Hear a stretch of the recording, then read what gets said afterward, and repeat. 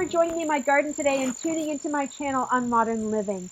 Today I'm going to be chatting with you about my autumn flowering clematis, partly because a lot of people don't really even realize that there are different kinds of clematis. I have a couple different species at my house, and to be honest with you, I'm not really even sure what the different varieties are of my summer flowering clematis, but they are really lovely. I have two. One's a purple one and one's a lavendery, lighter purple color, and they flower really nicely mid-May to late June, somewhere in there. They actually flower at little different times, each of them, and they do a beautiful job of growing on my trellis on the south side of my house.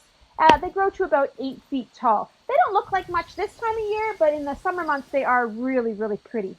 Today I'm going to be chatting with you about my autumn clematis because, wow, it sure has grown this past year and is putting on quite a show for us this fall. It's also quite fragrant in its scent, so we're really enjoying that as well. Now this clematis, there's actually two of them, one on each side of the window, that I planted, I believe, 3 years ago. So the first year we had put some strings up for them to grow because we wanted to build a large trellis structure, but we just didn't have time that first year. So we got them in the ground, put the strings up for them, and they grew probably 7 to 8 feet tall the first year, and that was great. And then after that, my husband put together a copper trellis, and you can't tell in the center underneath the window there in the middle, it actually has the year 2018. That's when he made it, but just because of bad weather and whatever reasoning, it didn't actually get on the house till 2019.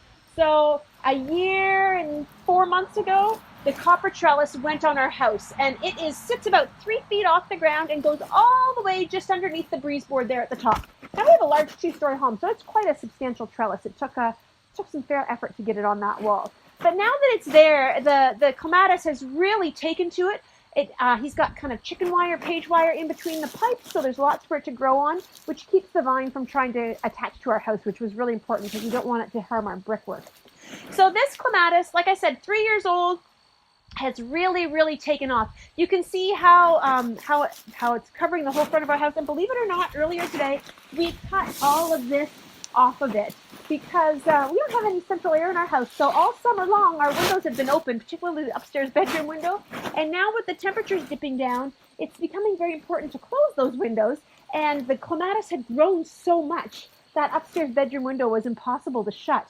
So it was time today to get out the extension ladder and climb up there and give our clematis a haircut.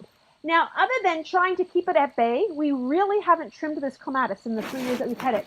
Now, I would say, judging by how much it's grown this year, giving it a haircut every year is going to be an important part of being able to open our windows, if nothing else. It's amazing to me how many birds live in this clematis vine. At nighttime, you hear them all coming into land, and it's like a little bird convention on the front of our house. It's quite fun to watch. Like I said, the smell is really quite fragrant, so we're really starting to enjoy that. And it's got lots more buds that are going to open, so we're really excited about that. Funny part of it is, this spring, I was, it was early spring, probably March, April, something like that.